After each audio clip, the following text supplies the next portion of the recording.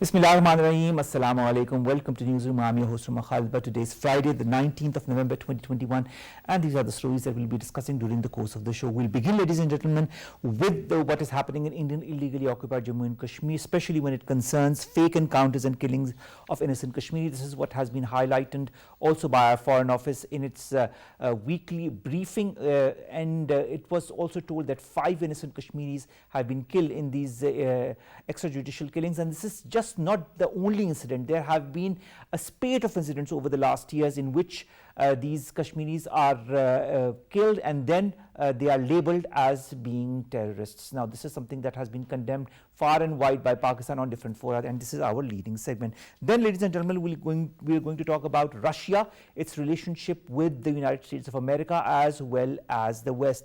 Now, when it comes to the Russian Premier Vladimir Putin, the Russian president has said that the West was taking Russia's warnings not to cross its red lines too lightly, and he said that Moscow needed serious security guarantees from the West.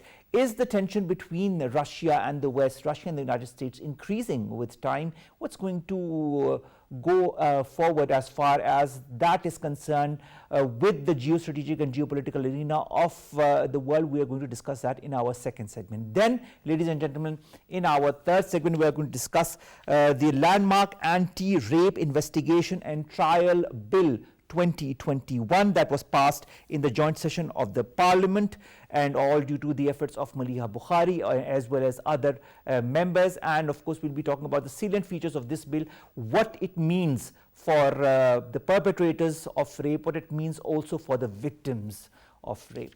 And then, ladies and gentlemen, we are going to talk about another bill that was also passed by the Senate, and that was treated by Shiri Mazari Sahaba as well as Fawad Chaudhry Sahab. After 2 years of struggle, says Shiri Mazari, to provide a comprehensive journalistic and media professionals protection law. This law was finally realized through the Parliament after National Assembly. Now today the Senate has also passed the bill by a majority vote. Now the President will sign the bill into law. Another landmark bill that has been passed. And finally, ladies and gentlemen, we are going to talk about Indian Prime Minister Narendra Modi, who has repealed the farmers' law. You remember very well that more than a year back he had put forward certain laws that were not acceptable by the farmers' community in India, that led to protests for more than a year. And despite different negotiations between the Indian government and the farmers community, nothing tangible came out. So of course, as a result, now after more than a year, the Indian Premier has repealed these laws that were not favorable to the farmers community. Let's begin with our first segment, ladies and gentlemen, and that concerns Kashmir, Indian illegally occupied Jammu and Kashmir, and the extrajudicial killings that have been condemned by Pakistan. More in the following report.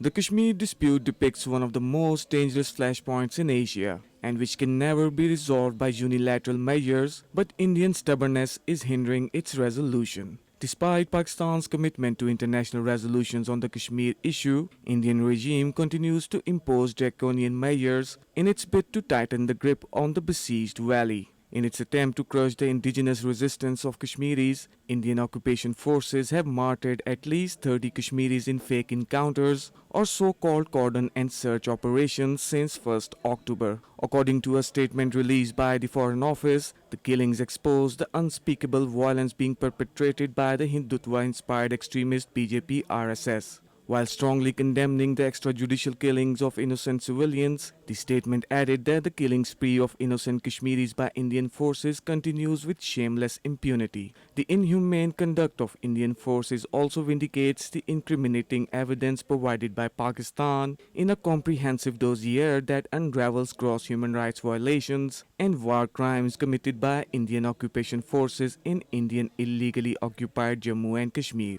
Kashmiris are enduring brutal repression of fundamental rights for decades, and Hindu nationalist BJP government has further promoted the gross human rights violations of the innocent Kashmiri people. Pakistan has periodically called upon the international community to take immediate notice of Indian state-sponsored terrorism in the occupied valley and to hold India accountable for perpetrating genocidal violence in the valley.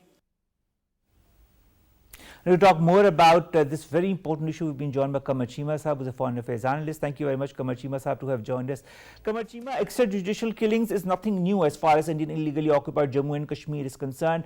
The Pakistani Foreign Office, our Prime Minister, our Foreign Minister have time and again condemned this illegal exercise by the Indians, but it continues unabated. What needs to be done? Thank you very much, Bhatt Sahib. I think the most important point to ponder here is not just Pakistan, but even the United Nations Special Rapporteur who asked from the Indian authorities to explain that why there are allegations on Indian Army of arbitrary detentions, extrajudicial killings, and enforced disappearances.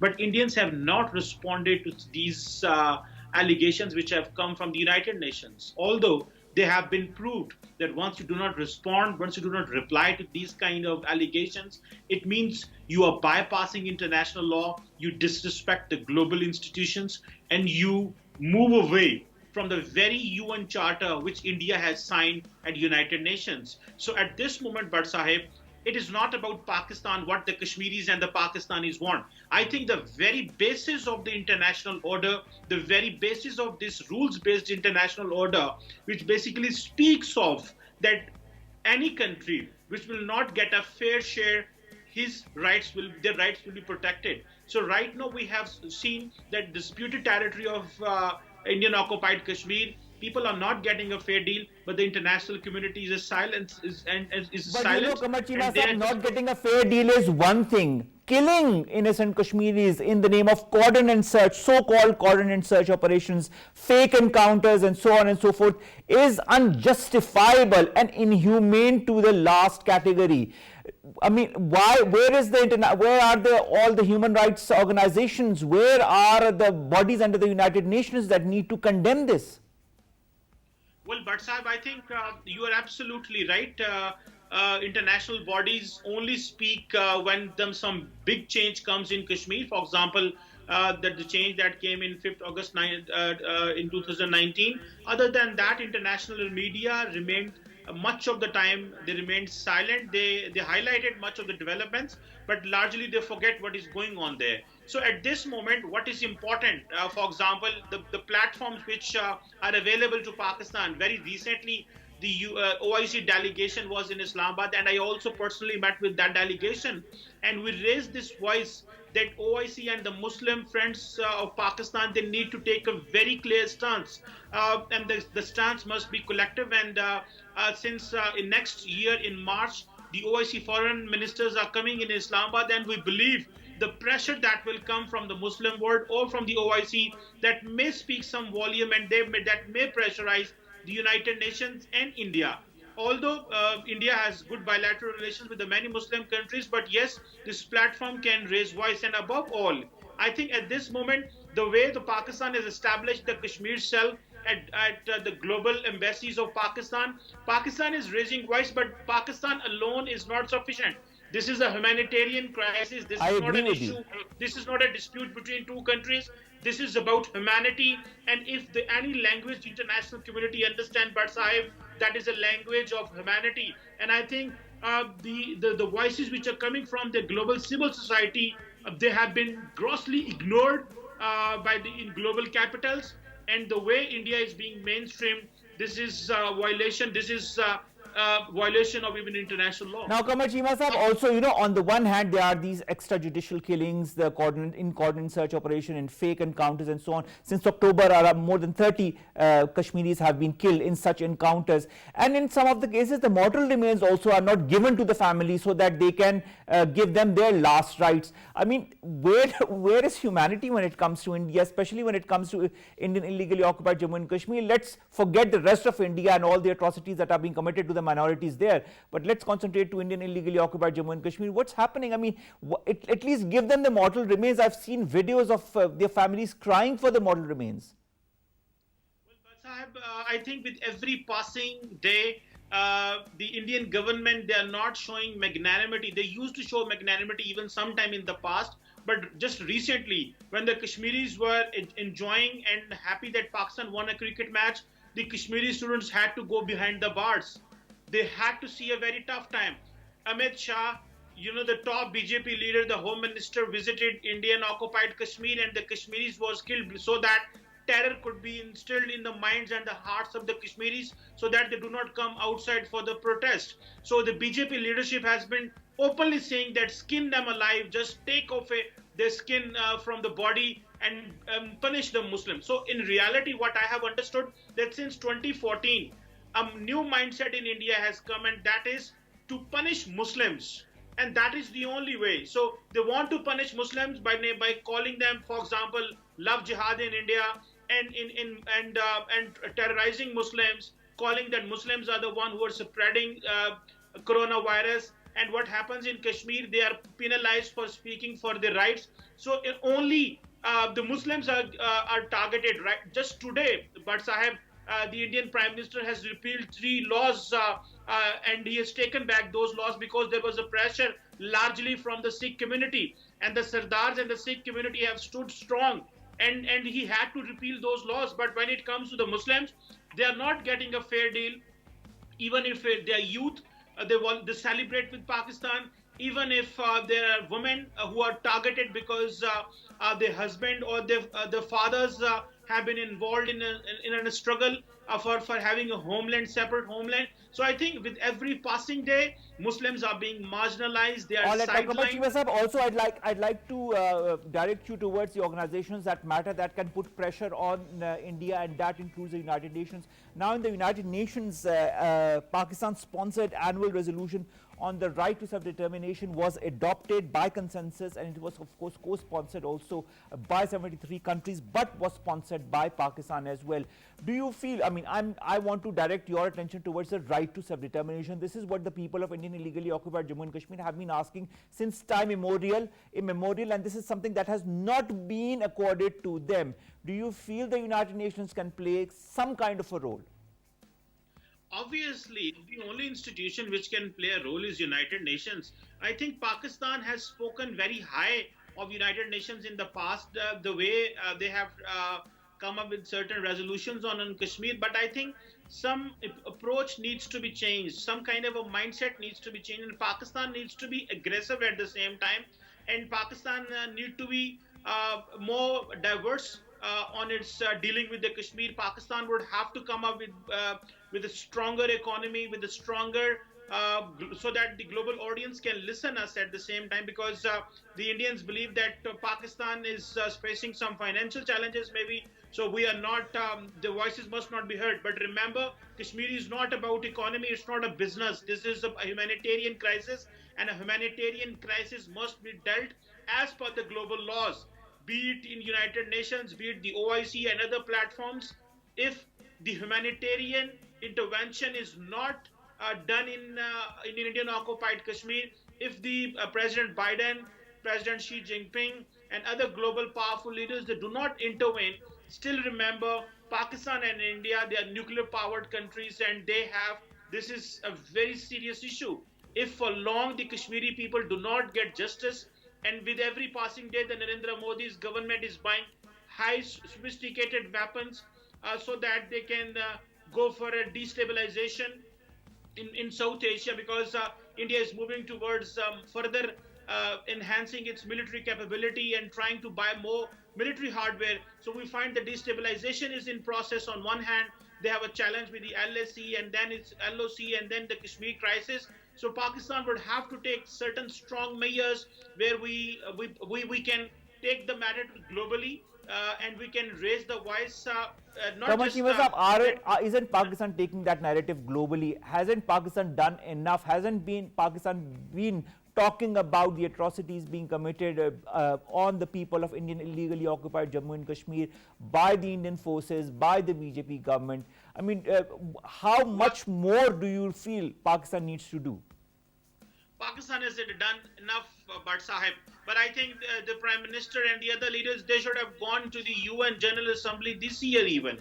We should talk directly to the global leadership.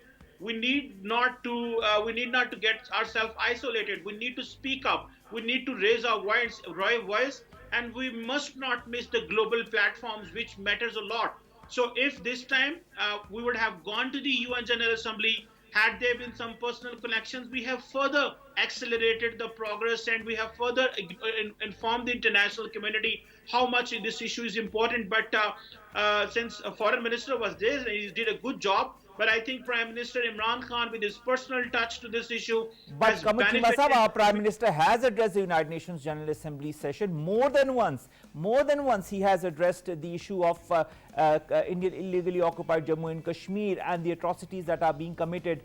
We understand that there is a lot of pressure from the Indian side and the Indian lobby across the world, especially in the United States or maybe in the United Nations as well.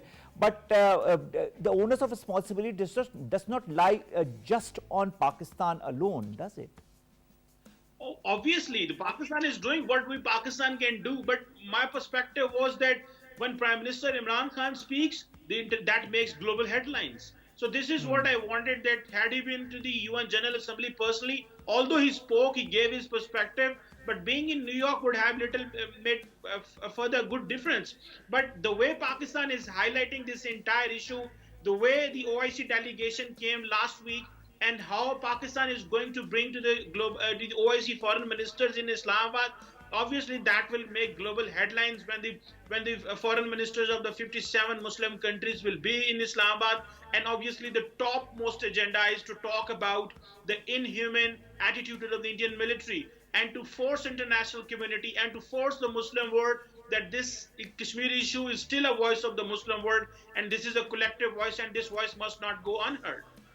All right. Also, Qamar Cheema, what about the dossier that Pakistan has presented to the world on the involvement of India, not only in Pakistan but elsewhere through Afghanistan, and of course what it is perpetrating in illegally occupied Jammu and Kashmir as well? This has been detailed in with facts and figures by Pakistan to the Muslim world, to the international media. This also has been highlighted by the international media, this time much more aggressively than it used to be in the past. Do you feel the media can also play an important role? I'm talking of the international media here. Well, obviously, international media can play an important role, and Pakistan's dossier have not been taken the way they should have been taken. Although Pakistan prepared those dossiers, the world understands there is a much substance in those dossiers. But since the bilateral relations of India and with the Western world, they're very much important, so they just shy away from discussing with the Indians. At the same time, we have to enhance our diplomacy. The Prime Minister has not visited Europe even once since he has taken office, and I think this is here we have to be more active in engaging with the international community. Let's engage with everyone. We cannot disassociate ourselves for one reason or the other. We need to go global. When we go global, we speak for connectivity, and we speak for this outstanding issue with India as well. All right, we speak for connectivity and we need to go global. Thank you very much, Qamar Cheema Sahab, to have joined us, who have talked to us about what is happening in Indian illegally occupied Jammu and Kashmir, especially when it concerns extrajudicial killings in the name of cordon and search operation, in the name of fake encounters. Let's go to our second segment, ladies and gentlemen, and that concerns Russia, its relationship with the West, its relationship with the US. That is slightly growing tense, and of course that comes in the wake of Vladimir Putin, the president of Russia, who says that the West is taking Russia's warnings not to cross its red lines too lightly. More in the following report. The international political landscape seems to be heating up as revisionist powers persistently issue stark warnings. Amid ensuing tensions with the Western Bloc, Russian President Vladimir Putin warned that West is taking Russia's warnings not to cross its red lines too lightly, while describing Kremlin's relations with the United States as unsatisfactory. The Russian leader vowed that any country that crossed Moscow's red line on territorial and other issues would regret their conduct, while delivering his State of the Nation address. Moscow has long accused Ukraine and NATO of destabilizing behavior, including in the Black Sea, against the backdrop of NATO's scramble to expand its military infrastructure in Ukraine. Underlining Moscow's openness to dialogue with US, Putin complained that NATO had destroyed all mechanisms for dialogue. Relations between NATO and Russia have been strained since Moscow annexed Ukraine's Crimean Peninsula in 2014. NATO recently expelled 8 diplomats from Russia's mission, alleging that they were working as intelligence officers. In a retaliatory move, Moscow announced diplomatic disengagement with the alliance and closed the organization's Moscow office. Russia has also periodically condemned Western economic sanctions and alleges political motivations behind the sanctions. Amid a strain in Russia-West ties, the silver lining is that the Kremlin has maintained high-level contacts with Washington and spoken repeatedly of a possible summit between Putin and US President Joe Biden to follow up their initial meeting in Geneva in June. Now, the Kremlin leader, of course, we're referring to Vladimir Putin, the president of Russia, also in a wide-ranging foreign policy speech, which was televised very recently. He said that the relationship with the United States was unsatisfactory, but he said Russia remained open to dialogue with Washington. We all know the Cold War that went on between the then USSR and the United States of America, and this is something that really engulfed the entire world. And now, with the US also locking horns with China, and of course Russia that is joining hands with China on many affairs, that is gaining towards a certain tension between the United States of America and Russia as well. Andrey Kortunov, who's Director General, Russian International Affairs Council, joins us online. Mr. Kortunov, thank you very much to have joined us.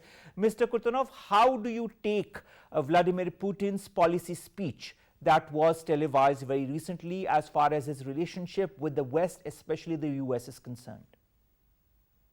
I think that what we see right now is an emerging new foreign policy strategy of the Russian Federation. And Vladimir Putin made it very clear that he did not count on any kind of reset or even detente with the West. He was very critical not only of the United States, which he usually does, but he was critical of the European Union. And I think that means that though some agreements are not excluded, but these agreements are likely to have mostly situational nature rather than strategic nature. He put a major emphasis on working with non-Western countries. And I think that that implies that Eurasia becomes the major priority of the Russian Federation. And finally, he emphasized the priority of domestic issues, which also suggests that the Russian leadership will be very sensitive to what it perceives as potential intervention or interference into Russian domestic politics by the West, and it will definitely oppose these attempts, no matter how these attempts are conducted. Mr. Kortunov, whether it be the tensions between the West and Russia, between the United States and Russia, or between NATO and Russia, of course we know that Russia has backed out of NATO as well, don't you feel that this is going to sideline Russia to some extent, or do you feel Russia is strong enough to create new alliances of its own, as you very well said, that it's going towards non-Western alliances? I think that it's not necessarily about formal alliances. I think that Russia would like to maintain a degree of flexibility, like China, for example, and I'm not sure that it is ready to go for institutional alliances like the NATO alliance, for example. However, I think many in Moscow would question to what extent All right, of course, we are talking to Andrey Kortunov, and we are talking about the tensions that exist between the Russia and the United States of America, Russia and the West, and of course we know about the troubled nature of the relationship between NATO and Russia as well. And this comes amidst the serious tone of voice that has been raised by the Russian President Vladimir Putin while he was giving his wide-ranging foreign policy speech, in which he talked about his relationship not only with the United States as unsatisfactory, but of course he said he was open to dialogue with Washington. But nevertheless, as Mr. Kortunov also said, that the tensions continue with the West, and that Russia is going to look towards the East to create new alliances, or of course, as we can see also, what is happening as far as Russia teaming up with China, Russia teaming up with other countries in the region, with Central Asian countries as well. We've seen the extended troika also, of which Russia is a member, so is China and so is, of course, the Central Asian countries and Pakistan as well. Andrey Kortunov, when we talk of these alliances, what matters in the long run as far as Russia is concerned and its presence on the geostrategic front?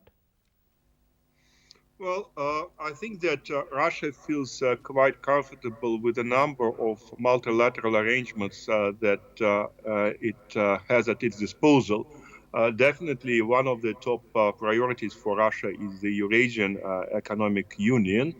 A number of post-Soviet states decided to proceed with the regional integration, and I would venture to say that there is some progress in this integration.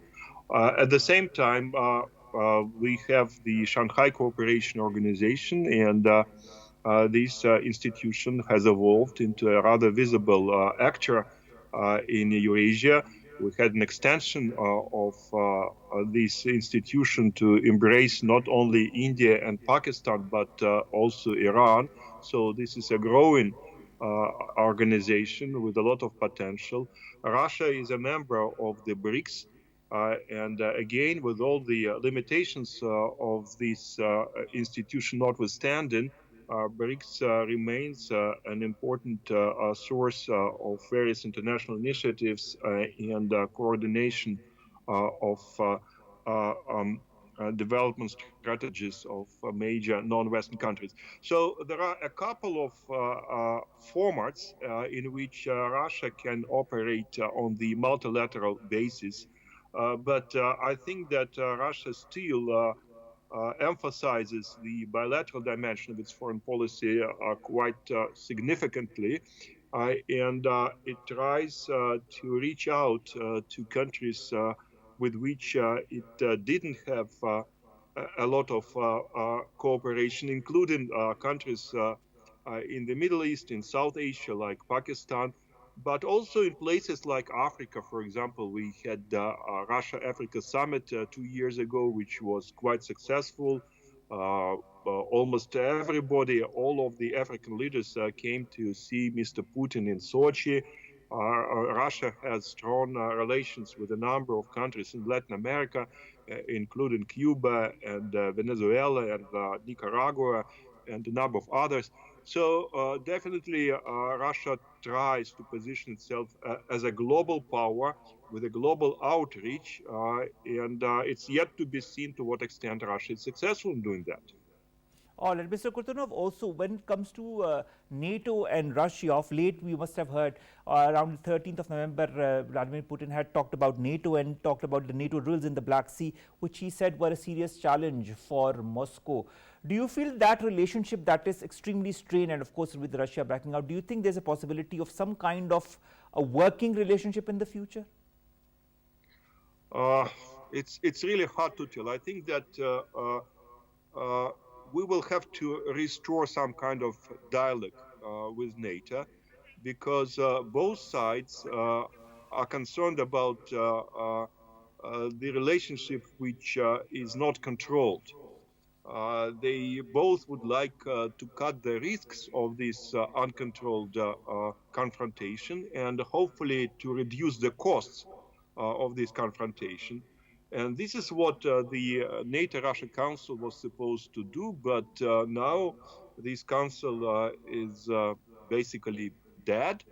I don't think that we will restore a dialogue with NATO in the immediate future, at least till NATO adopts its new strategy. NATO decided to turn the page and to start a new chapter, but sooner or later, maybe already next year, maybe in a year from now, some kind of Russia-NATO contacts will have to resume, because, as I said, though the relationship will remain adversarial, but neither side wants this adversarial relationship to run out of control and to create unacceptable risks of a major military confrontation in the center of Europe. That is so true, and let's see how all of this foreign policy perspective of Mr. Vladimir Putin plays out in the geostrategic and geoeconomic aspect as well. Thank you very much, Andrey Kortunov, to have joined us and to have talked to us about Russia's foreign policy in the wake of the foreign policy statement and speech that was televised and that was given by Vladimir Putin, the Russian president. Thank you, sir, to have joined us. Now let's come, ladies and gentlemen, to some of the bills that have been passed recently by the Parliament. Let's begin with of course, the Anti-Rape Investigation and Trial Bill 2021 that was passed in the joint sitting of the Parliament. There are some salient features of this bill 2021. As you can see on your screens right now, the bill provides for the establishment of special courts and the use of modern devices during the trial of rape cases. Also, chemical castration can be used as punishment for serial rapists. Those involved in repeated offences, gang rapes and pedophiles will face the procedure. Government agencies will also have to maintain a database. The courts will have to complete trials within a period of 4 months. Now, to talk more about this, we've been joined by two guests. My guest in the studio is Yasir Latif Hamdani, who are a legal expert. Thank you very much, Yasir Latif Hamdani, to have joined us. Thank you. And of course, online we will be joined by Valerie Khan. She's a gender and child protection consultant. Let's begin with Yasir Latif Hamdani. Yasir, when it comes to this very important anti-rape investigation and trial bill 2021, was this something that was long awaited by the community in Pakistan in order to give a certain amount of protection to the women and to the children? I think it was. I think given what happened last year, and as a matter of fact, there are several events that have taken place between 2018 right up to 2020 with that unfortunate motorway rape case.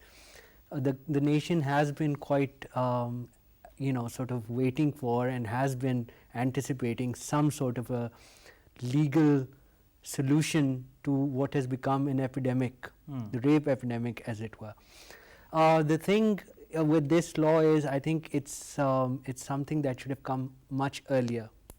I think most civilized countries in the world have legislation which is similar to this about sex offences and that sort of thing. All right. Now, when it comes to the establishment of special courts as far as rape trials are concerned, and of course the creation of anti-rape crisis cells in public hospitals as well, this is one of the points that has been accepted. Do you feel that under the current circumstances or situation where a lot of rape cases also go unnoticed, B, for fear of social stigma, are not told to the authorities or the police or the hospitals, this will pave the way for people or the women or the children to be more open about what happens to them? I think so. I think if you have a special dedicated court which is going to look into these matters, and another very important thing, it's not just the question of stigma, which is obviously there, and you have to have women and children coming forward with whatever nature of abuse they've suffered without any fear of retribution or any fear of stigma, social stigma. But in terms of the efficacy of the system, we can't have trials go on forever and ever. A special court could technically or could ostensibly create a situation where you would have trials being finished or being completed in a certain period of time, and I think that was 3 months or 4 months. That's the period given under the new law. I think that's the way forward. I think the other important thing, I'm sure you're going to come to it, is the chemical castration thing. I don't know if you want to. Of course, we'll talk about it. Yeah. Coming to chemical castration, of course, now that you've mentioned it, it has caused its positive and negative outcomes as well from the community. What do you feel as a legal expert what needs to be done? How do we need to handle issues of rapists and how they need to be perpetrated so that an example could be set for the others? I think chemical castration, and obviously what that entails is a reduction in testosterone in the male, sort of the men or the suspect or the accused, or for that matter the convict. The thing with chemical castration is that it is, in my opinion, and it's not necessarily an opinion that is shared by many in my field, is quite humane when it comes to, and then it is an answer to, we're talking about a rape case, we're talking about a serial offender. Of course. We're talking about someone who's engaged in gang rape. We're talking about someone who's a pedophile. When you're talking about these people, having them chemically castrated for a certain period, by the way, it's not irreversible. It is reversible. All right. Based on, so the science of it is very interesting. Given that, I think it is something that I view as a positive. I mean, you just can't go on killing people, as despicable as people are who engage in such activities. And what you have to do, you have to see that this is actually a multi-pronged approach to what is an epidemic. Multi-pronged because you have the idea, you have sort of the tool of having, putting them behind bars for a long time, such as life imprisonment. Plus you can, right now it's like 10 years. Then you have the chemical castration and obviously therapy of other kinds. Yasir, recording evidence through a gender sensitive procedures or maintaining data of sex offenders also, do you feel that is extremely important as well as far as understanding how these sex offenders work, because a lot of them go unnoticed in many of the cases? I think having a database is very important, and that database needs to be maintained and updated as per every event or incident that takes place. Now, if there was a database, for example, in the Zainab case, and if there was enforcement of, there were certain allegations that had been made against the perpetrator in that case, we could have avoided that tragedy. So having a database is the first step to such enforcement. You have sexual offenders, the people in that neighborhood know that so and so in your neighborhood has been classified as a sex offender, so they're careful about their children going Now, there's another thing. When it comes to certain organizations that are working towards the victims and the perpetrators, they say that less than 3% of rapists in Pakistan are convicted for their crimes. Why is that? So how do they get away? The prosecution, the evidence and the prosecution that is carried out is just not strong enough, and that's because the collection of evidence and the chain of custody is actually not up to the mark that would be required in under what is known as the beyond guilty, beyond sort of shadow of doubt kind of guilt. You need that burden of proof. For that burden of proof, you need certain evidence, and that evidence is just not collected. All right. Another point that I'd like to talk to you about is secondary victimization of the victims of rape. This happens a lot when these rape victims go to court, and they have to go through that whole process again and again, and details have to be given by the victim, not once but multiple times. So of course there is a secondary victimization of such victims, and that is also one point that has been handled in this anti-rape law. Do you feel that is also extremely important when it comes to certain women and children and even men or boys who have gone through such horrendous of course rape or offenses?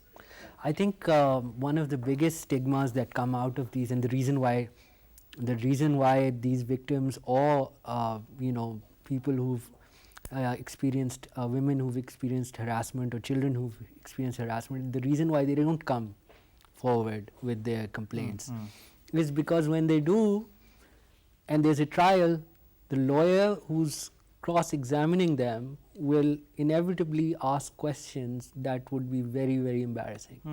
And the sort of the crux of the cross-examination would be to prove that it was in fact their own mistake, that they got raped or harassed or so on and so forth. Isn't the victim blaming very common in our society? It is, and that's one of the unfortunate facts that we have to live with, the victim blaming that goes on. And I'm sure you're familiar with, there people, there are social and cultural reasons why that is the case. All right. Thank you very much, Yasir, Latif, Hamdani Sahab, legal expert, to have joined us and to talk to us about this anti-rape investigation and trial bill 2021 that has been passed by the Parliament. It will go a long way forward as far as not only identifying the perpetrators but also helping the victims in a more efficient and of course in a less period of time than used to happen in the past. So let's hope that this bill paves the way for a stronger society and a society that has much less rape in Pakistan. Thank you very much, sir, to have joined us. Let's come to our last two stories, ladies and gentlemen. The first story concerns another bill that has been passed by the National Assembly and now by the Senate. This was, of course, tweeted by Shiri Mazari Sahaba as well as Fawad Chaudhry Sahab. And this bill concerns journalists, and of course, Shiri Mazari Sahaba talks about that as well. The Protection of Journalists and Media Professionals Bill 2021. This bill comprises 5 parts, including rights of journalists and media professionals, training and insurance of journalists, investigation and redress, and also that every journalist and media professional's right to life and security of person, as contained in Article 9 of the Constitution, is safeguarded. And also that this bill aims to institute journalist welfare schemes whereby each media owner shall produce a comprehensive written safety policy and protocols for journalists and media professionals. Also the establishment of the Commission for Protection of Journalists and Professionals.